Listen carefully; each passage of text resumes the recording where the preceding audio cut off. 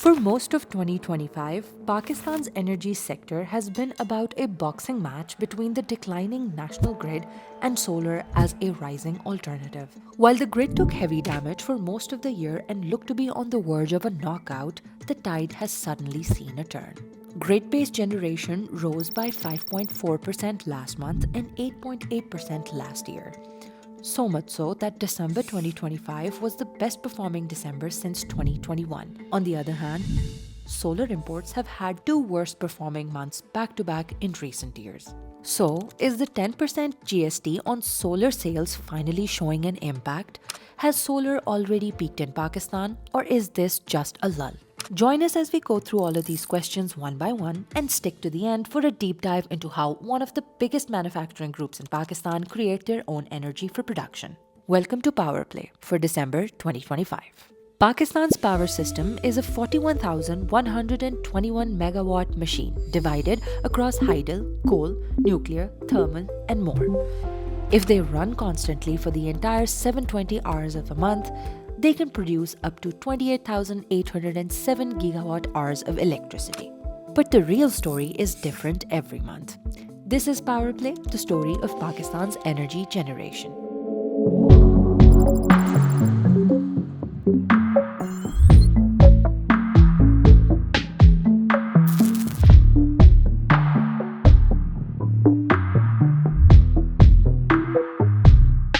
December's generation numbers signified a small comeback for a grid that was rapidly losing ground to growing renewable energy sources. In December 2025, Pakistan generated 8,487 gigawatt hours of electricity. That is 28.7% of the system's theoretical monthly maximum, and it marks the highest December output since 2021. Compared to November 2025, when generation stood at 8,050 gigawatt hours, output increased by 5.4% month on month. A year earlier, in December 2024, Pakistan generated 7,800 gigawatt hours. That puts December 2025 8% higher year on year. This matters because December usually sees a seasonal decline as residential demand drops. Last year, generation fell by 3% between November and December. This year, it moved in the opposite direction. The biggest reason for this increase is a growth in large-scale manufacturing over the past 2 months. Is basically the more consumption from the industrial sector. And even if we look at the LSM number, the overall 5 month cumulative LSM went up by 6% year on year. So that shows increased industrial activity. And since government has applied a levy on gas captive plants and also has increased levy on the furnace oil generation for the captive plants, so naturally the captive power plants have been shifting towards the grid, which has led to this increase. Generation mix decisions follow what is called the merit order. Plants with lower marginal costs are dispatched first to produce the cheapest electricity, and December's mix reflects how the grid was utilized. Hydel contributed 1,534 gigawatt hours, accounting for 18.1% of total generation. This was lower than November 2025's exceptional overperformance, and it was also lower than December last year. वो तो seasonal है, वो तो it's a seasonal, वो तो इस वक्त क्योंकि वाटर का वो लेवल भी कम हो जाता है और ये हर साल होता है दिसंबर जनवरी में. Nuclear remained a stabilizing force, producing 2,126 gigawatt hours or 25.1% of total output, broadly unchanged from both last month and last year. Coal-based generation increased sharply, with imported coal utilization specifically being double its November level of 407 gigawatt hours. Gas-based generation mostly remained stable, and renewables had a small say too. In December, total fuel cost for power generation came to Rs 77.7 billion. That translates into an average fuel cost of 9.2 rupees per kilowatt hour compared to 9.1 rupees per unit in December last year. This cost structure varied sharply by fuel. Nuclear remained the cheapest source, with a per unit cost of 2.3 rupees, up slightly from rupees 1.7 last year. Local coal cost 13.1 rupee per unit, significantly lower than last year's 17.7 rupees. Imported coal averaged 14.3 rupees per unit, down from 19.2 rupees a year earlier. Gas stood at 13.8 rupees per unit, broadly stable year on year. RLNG remained the most expensive major fuel at 20.5 rupees per unit. The shift towards cheaper coal and nuclear helped contain overall costs, even as hydel reverted back to norm and total generation increased. क्योंकि thermal के जो है ना वो चारों जो main है ना लोकल एंड इम्पोर्टेड कोल वो भी इंक्रीज हुआ है, उसके अलावा आरएलएनजी का भी शेयर इंक्रीज हुआ है और गैस का भी शेयर इंक्रीज हुआ है। उसका एक प्लस फैक्टर तो ये होगा कि जो कैपेसिटी पेमेंट्स जो है ना उसका बर्डन कम होगा उसकी वजह से कि वो ज़ाहिर है वो ज़्यादा जनरेट करेंगे, वो ज़्यादा सिस्टम में जाएगी और वो ज़ाहिर है फ्यूल कॉस्ट एडजस्टमेंट भी अपवर्ड वो एडजस्ट होंगी। The recently released number for total accumulation of circular debt in the first half of fiscal year 26 is 75 billion rupees. This is lower than the previously released number of 79 billion rupees. There can be a few reasons for this. One of them is a continued reduction in DISCO inefficiency. During fiscal year 2024 to 25, DISCO inefficiencies declined by 193 billion rupees compared to the previous year. In the first half of fiscal year 26, inefficiencies fell by a further 49 billion rupees compared to the same period last year. Another reason is restructuring efforts by the government. And the main reduction that came was from the interest payments. As you know, there have been a circular debt resolution plan. The government borrowed 1.225 trillion rupees from different banks, and the amount, there was 660 billion rupees amount that was parked in the PHL company. That has been refinanced at better terms. It was about Kibor minus 0.9%. So these better terms have what led to the lower interest payments, and on the recovery and the under collection that was happening has significantly improved. That has mainly led to this decline in the overall circular debt. These improvements do not eliminate circular debt, but they reduce the rate at which new debt accumulates. All of this so far tells us what the grid has done to show an improvement in its system. But this story of the grid's comeback is not complete without understanding what is happening with solar. As a general baseline, 2025 has been the best year in Pakistan's history for solar imports, with 2025 in just the first 9 months reaching 18 gigawatts worth of solar PV module imports. Altogether, Pakistan has imported close to 48 gigawatts of solar PV modules. इसकी इतनी ज़्यादा वो जो है वो आ चुकी है, capacity already आ चुकी भी है। जो हमारी पीक डिमांड है उससे ज़्यादा उसकी कैपेसिटी हम इंस्टॉल कर चुके हैं इस वक्त। In value terms, however, import momentum has been slowing down in November and December.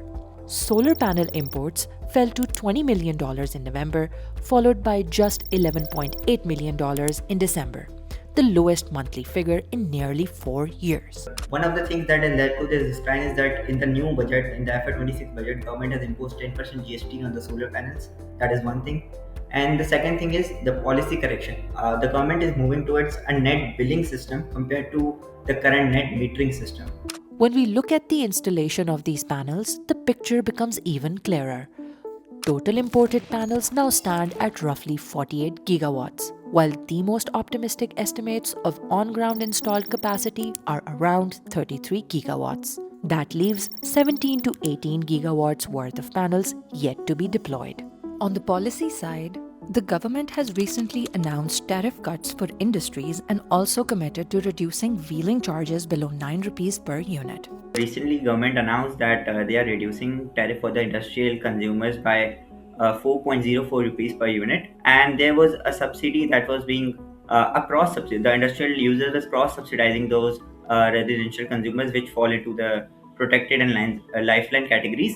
And what government has done is that they have removed effectively those cross subsidized amount. The applicable amount that has been charged in the tariff is 102 billion rupees. And when we divide that 102 billion rupees with the consumption, that exactly comes down to 4.04 rupees per unit. So effectively, what government has done is that they have removed that cross subsidy rate from the industrial tariff, effectively reducing their tariff from 30 rupees to around 25 and 26 rupees per unit. To fund this tariff cut, the government is proposing a fixed cost ranging from 200 rupees to 675 rupees on around 28.5 million residential consumers. The idea is to move the cross-subsidy away from the industrial consumers and towards residential consumers to try and increase grid dependence and productivity of the industrial sector.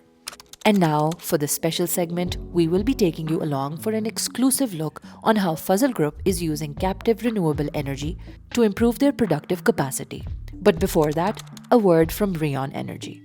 Pakistan has nearly 25,000 factories, and the way industry uses power has fundamentally changed.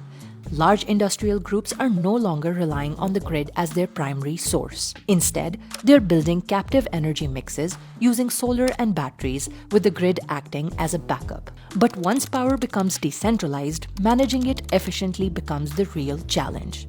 That's where Rion Energy comes in. Through Rion Spark, factories can monitor and optimize solar, grid, batteries, and generators on a single platform, turning energy data into actionable insights. Now let's take a deeper look at how Rion Spark is helping Fazal Group of companies optimize their energy production. Hi, I am Mohammad Uwais Sabri, producer at Pakistan&Counting, and you found me at the rooftop of one of Pakistan's biggest textile producers. We're at Fazal Group, and we're going to see how they're using solar energy to improve their production.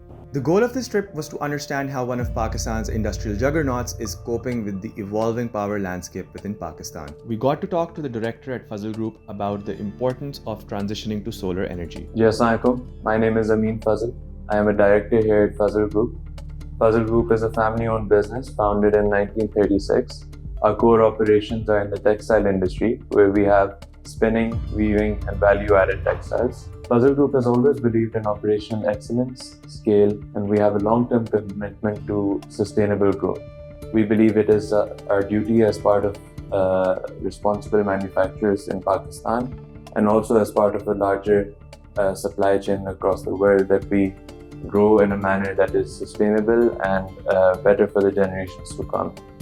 In this evolution, we have placed a strong emphasis on renewable energy, where we have invested in a lot of solar, waste heat recovery, and biomass energies sources to future-proof and make our growth more responsible. We then got to talk to Mr. Shahid Mahmood Salimi, Technical Director at Fazal Cloth Mills Limited, about Fazal Group's energy requirements. Fazal group अपने मेयार और quality की वजह से पूरी दुनिया में अच्छे नाम से जाना जाता है। इस ग्रुप की बुनियाद 1966 में रखी गई। शुरू में हमारा सारा सेटअप था स्पिनिंग का, और अब हमने वीविंग और डाइंग और टॉवल भी ऐड कर लिया है। इस वक्त हमारे ग्रुप की जो टोटल एनर्जी है वो 70 से 75 मेगावाट की कंजम्पशन है, जो कि हम कैपेटिव पावर से पूरी कर रहे हैं। अभी तक हमारी जो एनर्जी रिक्वायरमेंट है हम गैस जनरेशन और वाबरा से पूरी कर रहे थे, लेकिन अब हम जा रहे हैं एनर्जी अपने सोलर एनर्जी पे। This is cost effective and environmental friendly. ये सोलर एनर्जी पे शिफ्टिंग हमारे ग्रुप के विजन को भी अलाइन करता है और हमारी प्रोडक्शन को भी सस्टेनेबल बनाता है। We then got to visit a solar generation facility nearby to see renewable power generation for ourselves. Behind me is a 24,500 square meter power generation facility run by Fazal Group. This is one of 7 in Multan that are creating renewable, clean energy for Fazal Group. This specific plant would, across a year, provide 5 gigawatts of clean energy. Over its 30-year lifespan, this number goes up to 150 gigawatts. Let's hear from Mr. Muhammad Ishfaq, Executive Director at Ahmed Fine Textile Mills, about the importance of this solar project to their production. Solar installation की वजह से हमारे group को बहुत ज़्यादा फायदा हुआ है। ये एक रिलायबल और सस्टेन्ड एनर्जी सोर्स है। हम जीरो कार्बन पे भी काम कर रहे हैं। जीरो कार्बन के टारगेट्स को अचीव करने में भी ये हमें हेल्पफुल होगा। अब तक हमने अपनी वैकेंट रूफटॉप्स और ग्राउंड को यूटिलाइज करते हुए 40 मेगावाट इंस्टॉल कर चुके हैं और 30 मेगावाट नेक्स्ट क्वार्टर में फर्दर ऐड होने वाला है। इस सारी इंस्टॉलेशन से हमें 50,000 टन कार्बन एमिशंस ऑफसेट करने में मदद मिलेगी। For organizations like Fazal Group that operate on many different power systems, managing all of these to maximize efficiency becomes extremely important. That's where Rion Spark comes in. Spark is Rion Energy's intelligent energy management system that actually helps our client make their energy more smarter. This deployment at Fazal Group has helped them with improved visibility, predictive maintenance and analytics that has ultimately resulted in cost optimization as well as operational efficiency. Fazal Group, like all industrial players in Pakistan, is contending with an evolving power landscape. On one hand, the national grid seems to be as shaky as it has ever been. On the other hand, captive generation is moving away from diesel and even gas to renewable sources. It's a pivotal time for Pakistan's industrial sector, and its survival depends on how quickly industries adapt to change. December 2025 does not mark a reversal of Pakistan's energy transition. The distributed system continues to expand, and solar remains the fastest growing source of new capacity. But this month does show something else.